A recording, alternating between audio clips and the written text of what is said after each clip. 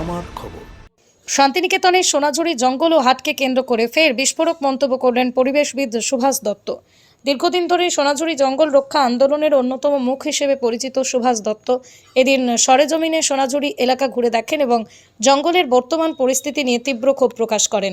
তিনি অভিযোগ করেন, দিনের পর দিন এক শ্রেণীর পুঁজিপতি ও ব্যবসায়ীদের দৌরাত্ম্যে ধ্বংসের মুখে দাঁড়িয়ে রয়েছে শান্তিনিকেতনের ঐতিহ্যবাহী সোনাঝুরি জঙ্গল। জঙ্গলের ভিতরে লাগাতার ব্যবসা, দোকানপাট, হাটের বিস্তারের ফলে পরিবেশের মারাত্মক ক্ষতি হচ্ছে বলেই দাবি করেন তিনি।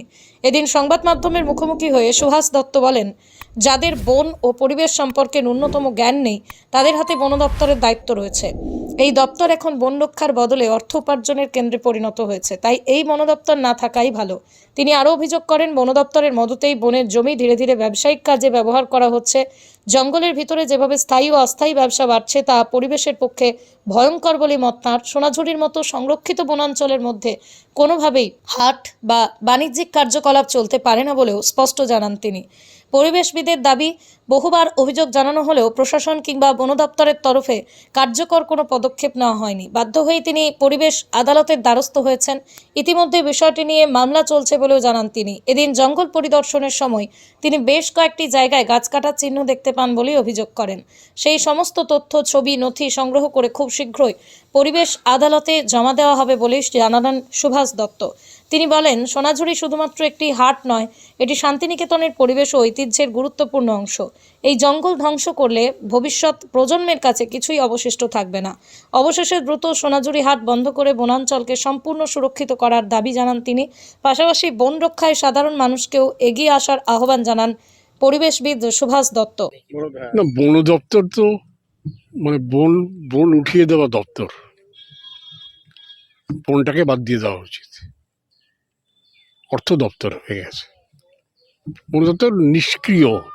তারা যে হলফনামা দিয়েছে পরিবেশ আদালতে, তারা যে হোটেলগুলো বলছে যে এটা তো আমরা কোনো অনুমতি দিইনি, জেলা প্রশাসন দিতে পারে, তো জানি না এই যে হোটেল টোটেলগুলো এইভাবে যে কে অনুমতি দিল, কিভাবে তারা অপারেট করছে, সেটা পরিবেশ আইন সম্পর্কে যদি কারো কোনো জ্ঞান না থাকে, পড়াশুনো না থাকে, বাস্তব অভিজ্ঞতা না থাকে, তাহলে সেই ডিপার্টমেন্টগুলো তুলে দেওয়াই ভালো।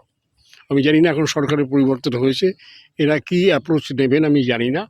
আমি তো বলবো আদালতকে, আমি তো আর কোনো ইন্ডিভিজুয়াল কাউকে বলবো না। আদালত যা ব্যবস্থা নেয় নেবে, কিন্তু আদালতে যেহেতু বিচারক বসছেন না, সেই জন্য দীর্ঘদিন শুনানি হয়নি, হচ্ছে না, এবং ভবিষ্যতেও এটা না হওয়া পর্যন্ত এটা ওপর থেকে করতে হবে। MOEF মানে ministry of environment and forest, CC climate change, তারা এই ডিসিশনটা নেয়। এই ডিসিশনটা কেন না হচ্ছে আমি জানি না। এগুলো তো অনেক রকম ইকুয়েশন, অ্যাফিলিয়েশনের উপর নির্ভর করে, শুধু বিচারক হলেই হবে না, সে আবার কি মাইন্ডেড আমি জানি না, হয়তো তারা খুঁজে পাচ্ছেন না। এই যে হার্ট বেড়ে যাওয়ার ব্যাপারটা কিন্তু আমার হার্টকে দুর্বল করে দেয়। এটা আজ না হোক কাল যারা ব্যবসায়ী আছেন তারা যেন মনে রাখেন যে এখানে এইভাবে হাটটা পুরোটাই বেআইনি। বেআইনি জিনিস আদালত কখনোই অ্যালাউ করবে না। যেদিন যখন শুনানি হবে সেদিন কিন্তু এগুলো উঠে যাবে।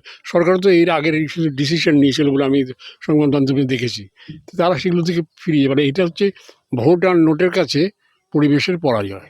যদি গাছের জায়গাতে আমরা এরকম ব্যবসা নিয়ে যাই, আমরা রান্নার ঘরে রান্না করি, খাওয়ার ঘরে খাই, পুজোর ঘরে পুজো করি, শোয়ার ঘরে শুই, তেমনি বনভূমির মধ্যে এইরকম ব্যবসার ব্যাপারটা যে কার মাথা থেকে এসেছিল তার উর্বর মস্তিষ্ক একটু প্ল্যানচেট করে আনা দরকার, যাতে ভবিষ্যৎ প্রজন্ম এই ধরনের এই যে জঙ্গলের মধ্যে যে এইভাবে গাছ কাটা, গাছ মানে লাকড়ির জন্য, এটা তো ফায়ারউডের, এইটা যদি বন্ধ আমরা না করতে পারি তাহলে গাছগুলো বড় হবে কী করে, জঙ্গল তৈরি হবে কী করে?